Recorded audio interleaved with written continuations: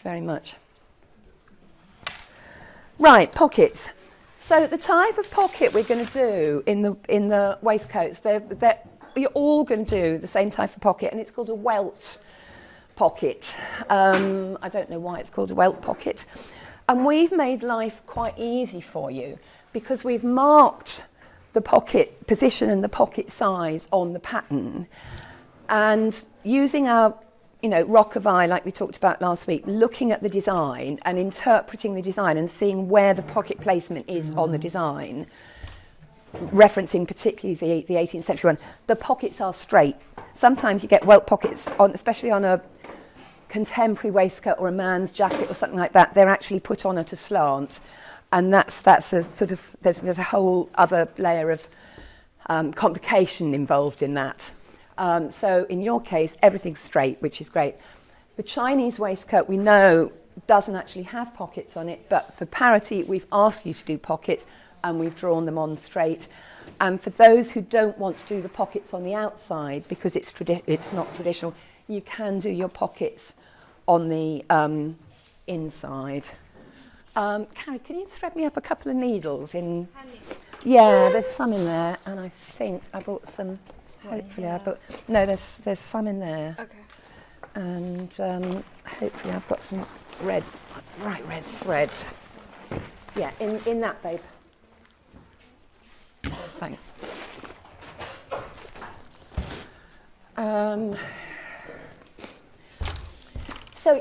So we've marked your pocket position. We've made life easy for you. But what you do need to do is you need to measure the size of your pockets because they're all slightly different. Again, it was to do with sort of design interpretation, if you like, and looking at the originals that you're copying. So if you look at your 18th century waistcoat, you can see the pockets. They sit actually quite high, higher than I would probably put them on a modern waistcoat. And they also, I think I did them about 1.5 inches deep. They look a bit deeper than you normally would. So you need to measure your pockets. So the first thing we're going to do, we've got our fabric here. And you did your marking up last week, your thread marking. So you should have marked your pocket position with four little tailor's tacks on the four corners. So I'm going to do this because I'm doing it on white fabric, so you can see I'm just going to use a pen, but you will use chalk. So on the right side of the fabric, you just want to draw in, connect up those 4 dots so you can see what you're doing. So I'm going to do my pocket 1.5 times the scale, just so you can see more easily. So don't copy my size, copy my process, but don't copy my size. So I think, hello. Do you want to do it here? Yeah. Sorry, thank you. So let's imagine we're doing the Chinese or the Mongolian waistcoat. So I think on the Chinese waistcoat, the pockets, I think they were 4 inches by 1 inch. So I'm doing this 1.5 by 6. So there we are. That's the position of my pocket, and you're going to chalk that in. And you're going to take a piece of cloth to make your welt with. Now what I've done is I've got white fabric and I'm going to do the welt in black so you can see it. I'm going to sew it in red, and I've got, funky lining. So hopefully you can see exactly which bit goes where. So here I've got a piece of fabric. It is the length of my finished pocket plus a bit of seam allowance. And the seam allowance, it doesn't really matter because we're actually going to trim quite a lot of this away. So 1/2 inch, 1.5 centimetres, doesn't particularly matter. And then it's twice the depth of my finished welt plus seam allowance. So if you look, I don't know if anyone can see, that is going to be the size of my finished welt. And that is what I'm starting with. So you can see that it's longer and it's wider. And the first thing we're going to do is we're going to take a piece of our canvas, and I think we're going to try and find you some slightly better canvas to use. You're going to cut a square of canvas. You want it to be very slightly smaller than the width of your pocket, but it can be, of your finished pocket, but it can be a little bit longer. So if you can see, I've actually chalked on my, I'll leave all these on the table so you can have a look. So I've chalked on, sorry, I didn't realise there were people over there, chalked on what is ultimately going to be my stitching line. My canvas is in there. It's longer than the finished one, but it's slightly narrower. And I've pressed my fabric in half. And I do that first, especially if you've got check fabric that you're working with. We're not expecting you to match the checks on your pockets because it's tricky, and we're not going to mark you down if it doesn't match very well. But if you want to have a go, come and ask me, come and ask Carrie, and we'll try and help you to do it. But I think I won't try and blind everybody with science at the moment. So I've put my canvas on there, and I'm just going to. Did Carrie do me some? Did you do me some needles? Yeah, do you want me to pray? Please.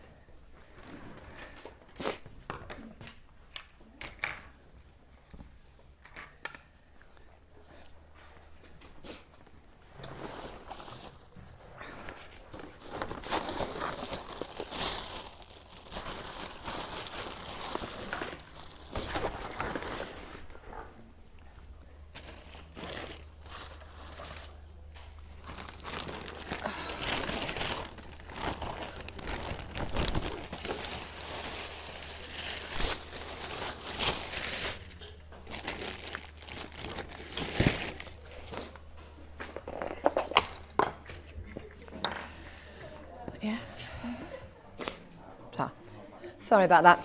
So, and just, you remember when you put your canvas onto your waistcoat fronts last week? Sorry, I'm supposed to be over here, aren't I? So I'm just basting the canvas in place.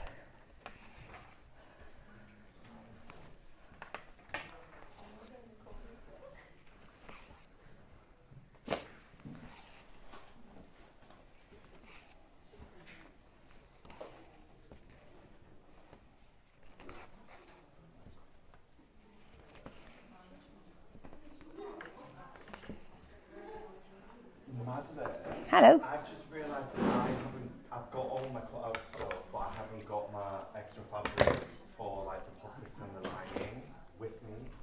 Okay, well, we're going to do, I think you should all do a sample pocket in calico first to get the hang of it. So I don't think that's an issue.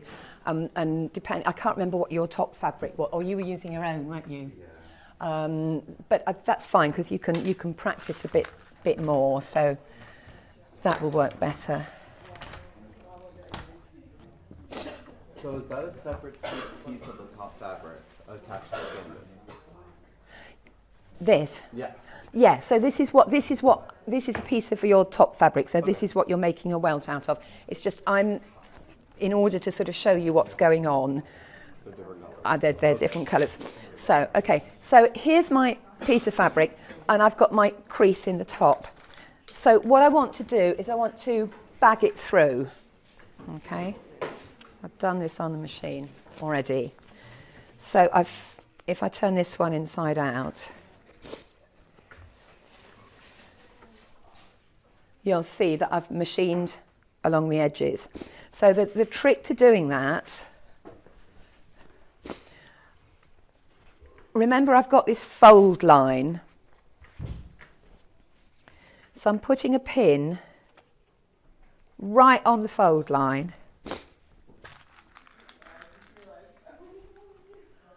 And that side. Because that pin sort of gives me something kind of hard to pull against that means that I know I'm absolutely in the right spot. And I'm going to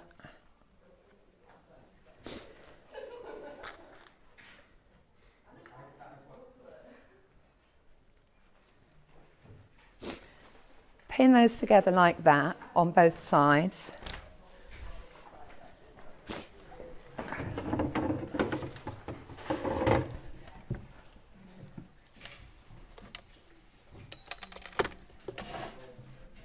Hello, baby.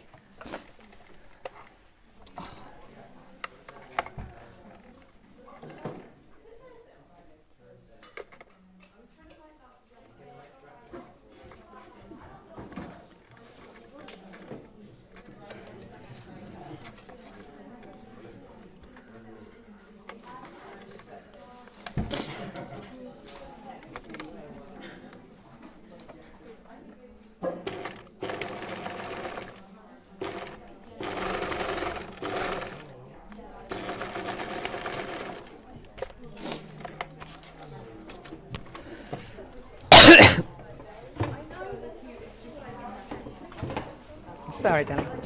Carrie, could you put the sewing table on? I think it's that one there on for me. Haven't told everyone they need to use them. Okay, so I'm going to do this on both sides. So I hope you can see with the red stitching. And then I'm going to just trim away. So I'm going to do that on both sides. I'm going to clip at 45 degrees, as close to the edge as I absolutely dare. And then I'm going to what's called layer the seam allowance. So I'm going to trim down one side to about 5 millimetres and the other side to about 7 millimetres. Just means when you press it through, you won't get such a sort of lump. And I'm just going to turn that through. I'm putting my thumb and my thumbnail actually right into that corner, pushing down quite hard, so when I turn it through, hopefully I've got a nice sharp corner. And if it's not sharp enough, you can take a pin and you can just tease it out. What you don't want to do is put your scissors inside and try and do it, because you'll make a hole in the fabric. Yeah, everybody with me so far? Lovely. So here's my finished welt bagged through. So this is the length that I want my finished welt to be. And what I'm going to do now is mark on the depth that I want it to be. So if you're doing the Chinese waistcoat, I think it's 4 inches wide by 1 inch long. I think the 18th century is a little bit deeper. And I'm doing mine on a slightly bigger scale. So there we are. That's going to be the finishing line of my welt. So I'm going to go to my cloth that's got the pocket position marked on, and I'm going to put my welt there. So imagine we're this way up. This is the hem. This is the top of the gumpet. So I'm going to put my welt on upside down on the bottom marking of my pocket.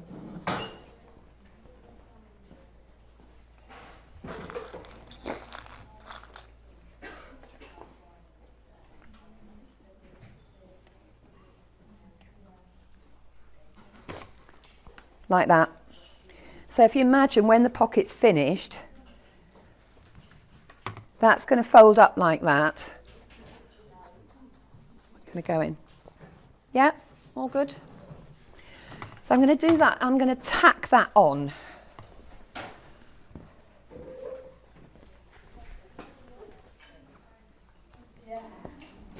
Let's do it on this one.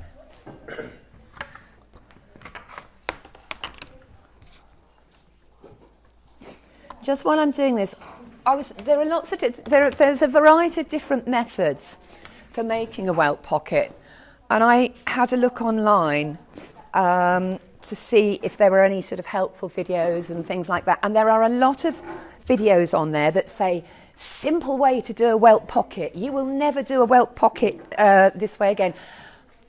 Avoid them. Please avoid them, because I'm going to teach you a slightly more traditional way of doing them. The method that they're all sort of promoting online, it's the sort of welt pocket that you get in the back of trousers and things like that, and you will see that there's sort of machines top stitching all the way around the edge, and they don't really look very nice.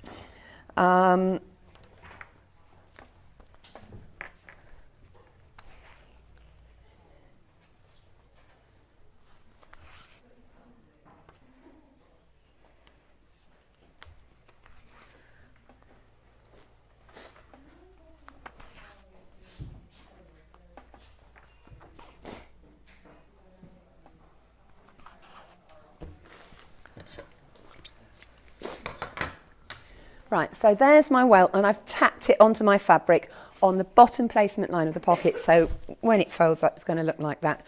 And now I'm going to trim my seam allowance. In an ideal world, you really want to trim it to about 1/4 inch, or what's 1/4 inch in new money? 1/2 centimetre. But you know, we'll be nice. So you know, maybe we'll give you an extra 2 millimetres. Maybe you could do sort of 7 mil or 3/8 of an inch.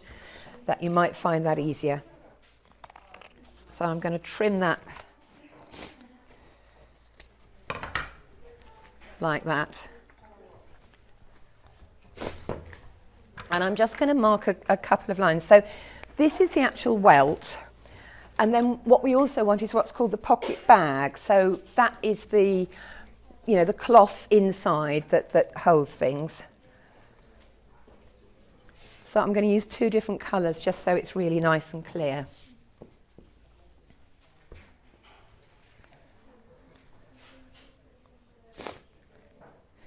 So my first piece, I've cut these, again, the length of the width of my finished pocket plus a bit of seam allowance. I'm not being precise about the seam allowance because you're going to trim quite a lot of it down anyway, and I don't want you stressing. And also I want you to look, because if the gap between the bottom of your pocket and your hem is only that much, there is no point making your pocket that long because it's not going to work. So I'm taking my first piece of pocketing and I'm lining it up absolutely over the welt, completely in line, yeah. And then on the inside,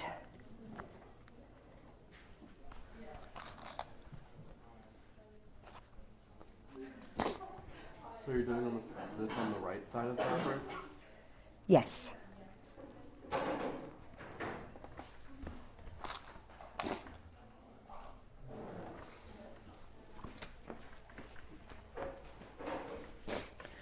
So it's like that, okay?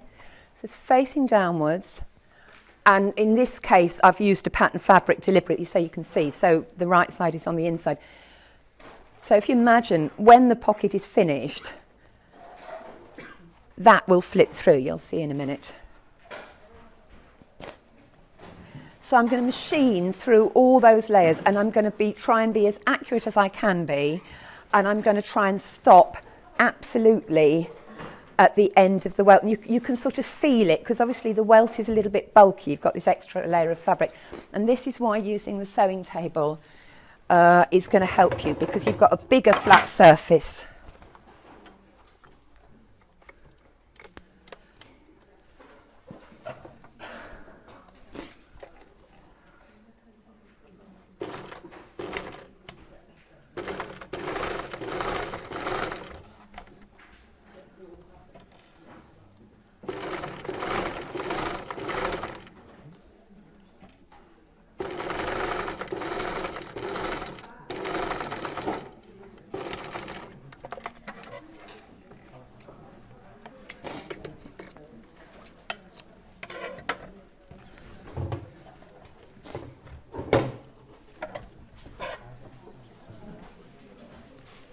Gone a bit wonky.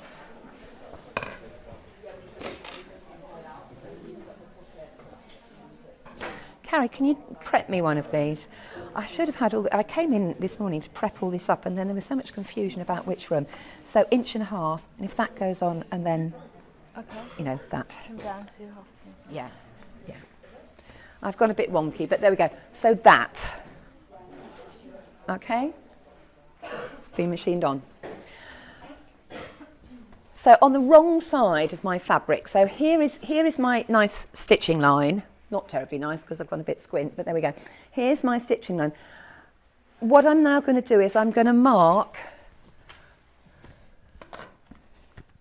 if I have a pen,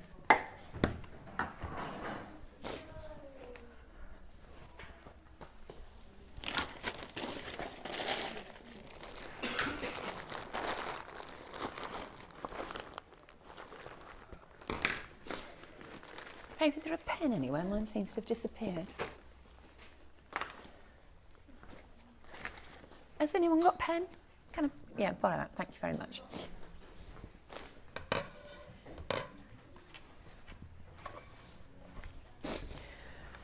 So I'm going to mark a line. So if I'm using 1/4 inch seam allowance, I'm going to mark my line 1/2 inch above. If I'm using 7mm seam allowance, I'm going to mark it 14mm above. So it depends on what seam allowance you're using.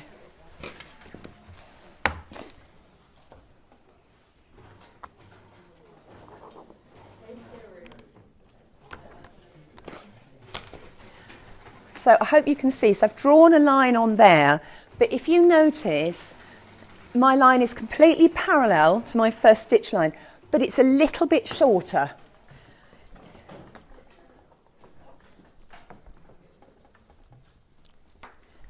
Yeah, if I went straight, it would be there, and I've just gone 2 or 3 stitches worth shorter, or I don't know, 3 mil shorter, something like that. So I'm going to take my other pocket piece. Oh, you got that? Yeah.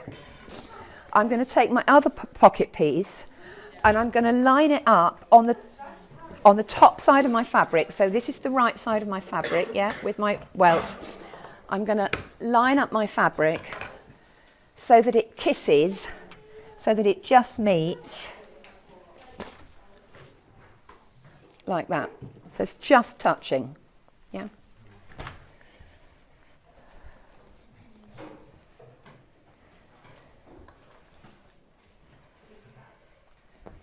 And I'm going to pin it in place. And then I'm going to go to the machine and I'm going to machine this line, and I'm going to backstitch so that I'm just very slightly shorter than the top line.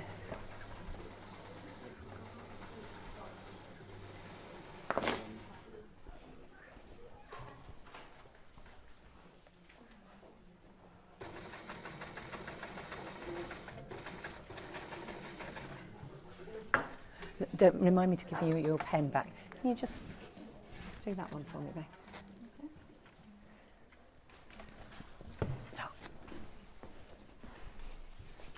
So once again, that top line, thanks. So once again,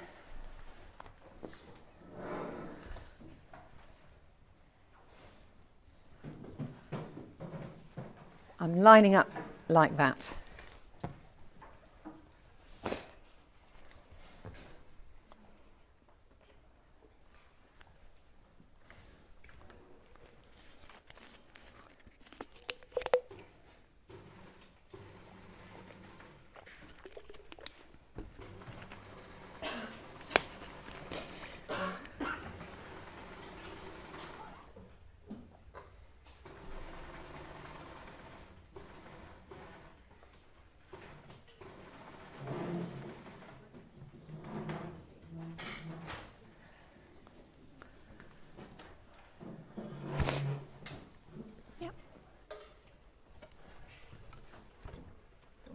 Yeah, no, okay. No, hop up, I'll do it. On the wrong line. Yeah.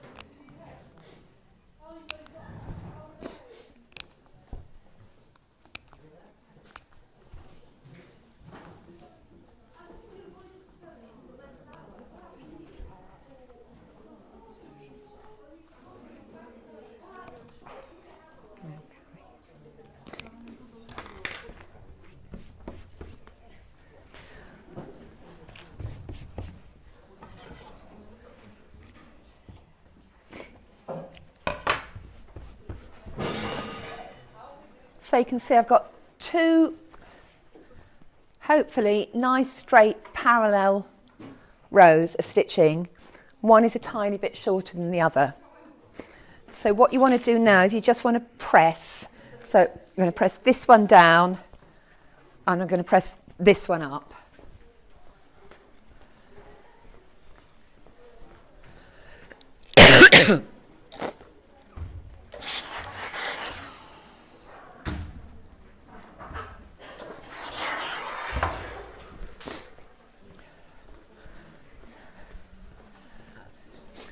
Now the next bit you have to be really brave, and you also have to have really, oh great, we're back on.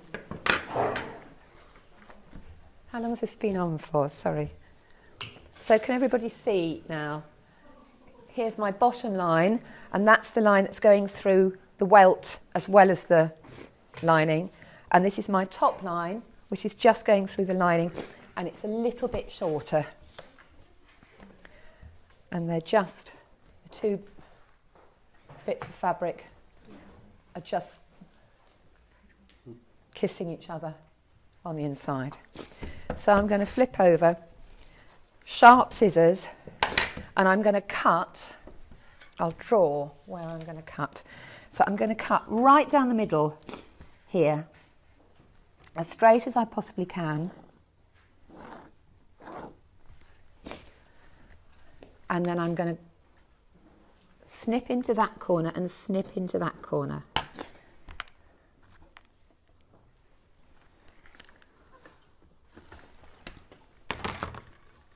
Yeah? And I have to be very careful that I just cut my top fabric.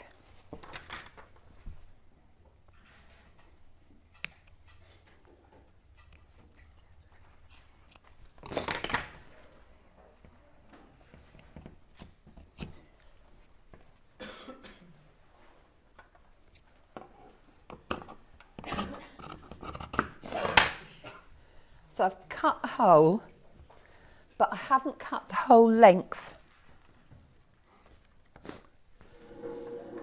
I've stopped there at the moment. So that's my bottom row of stitching with my welt in it. That's my top row of stitching, which is slightly shorter, and I've stopped a little bit further up. Now, this is the sort of hole for the pocket. So in theory, what happens is that everything turns through that hole. You can sort of get the idea. You can see here's our welt, and these are going to join to make our pocket bag. But it's all a bit lumpy and horrible, and not very accurate at the moment, because what you have to do, and this is the really brave bit,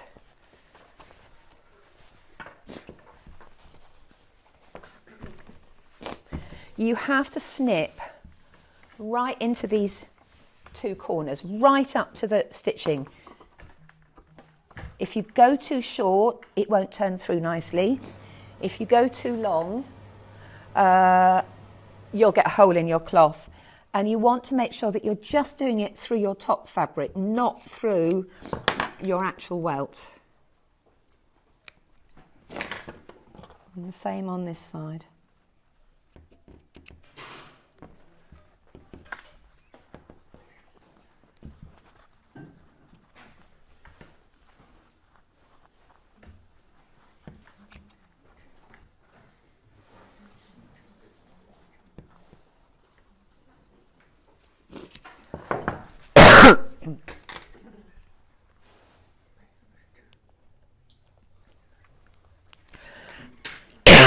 So what I've ended up with is, can you see these two little sort of triangles, these two little flappy bits?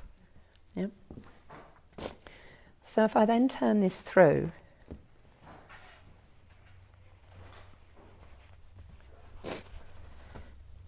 and I go back to the iron, so again I'm going to press this down, I'm going to press this up. Sorry about that. So hopefully you can see this is pressed down, and can you see these two little triangles here, two little corners?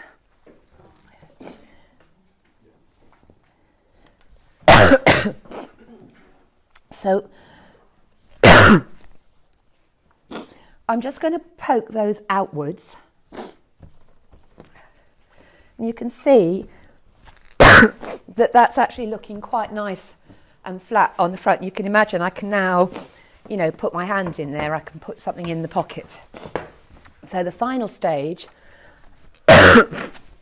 is you're going to join your pocket bag together. You're going to join your back and your front. And I find the best way to do it, so if you're not sure about this, maybe go across the hem first and make sure your finished pocket bag is going to be shorter than your finished waistcoat. You don't want scrunched up pocket bag inside the lining. So you could stitch across there to determine the length and hold everything together. And then what you want to do is you want to do your sides, but you want to try and catch this little triangle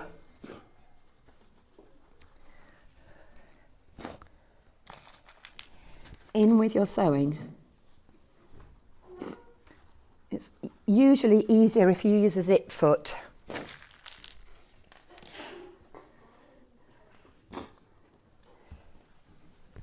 Yeah, I'll pin the other side. So here we are, I'm going to fold that back. There's my little triangle.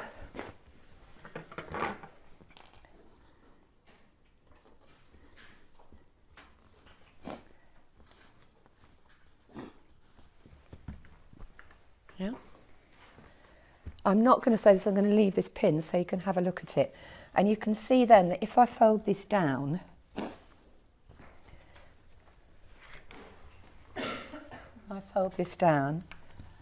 that's all a little bit sort of cleaner and neater. And now you can see why, when I did my 2 lines on here, why I made the top line a little bit shorter, because it means that when this comes up, all of this is kind of safely out of the way inside. If I'd made the 2 lines the same length, then the risk is that when I bring the welt up, that I might actually have seen a bit of the lining or something like that. So by making this top line very slightly shorter, that's going to help. So the final stage is you bring your welt up like that, and then there's lots of ways of finishing. Some people on, particularly on modern garments, you might just top stitch that on the machine all the way through there. The proper way of doing it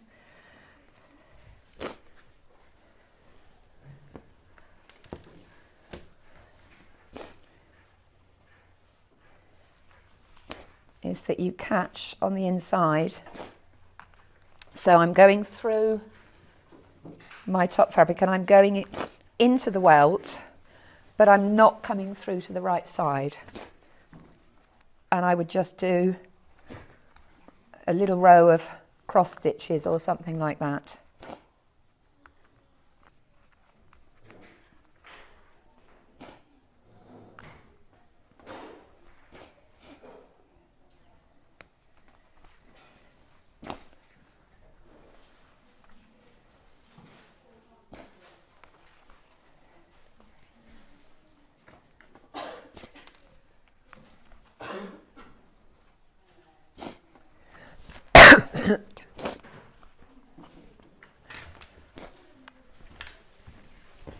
And there we are, that's all nicely held in place, and I'm not seeing any stitching on the right side. The other thing you can do is you can do a teeny tiny little beautiful prick stitch along there, but you need to do something to hold that up in place and hold that in place and stop it flapping around. And that's it.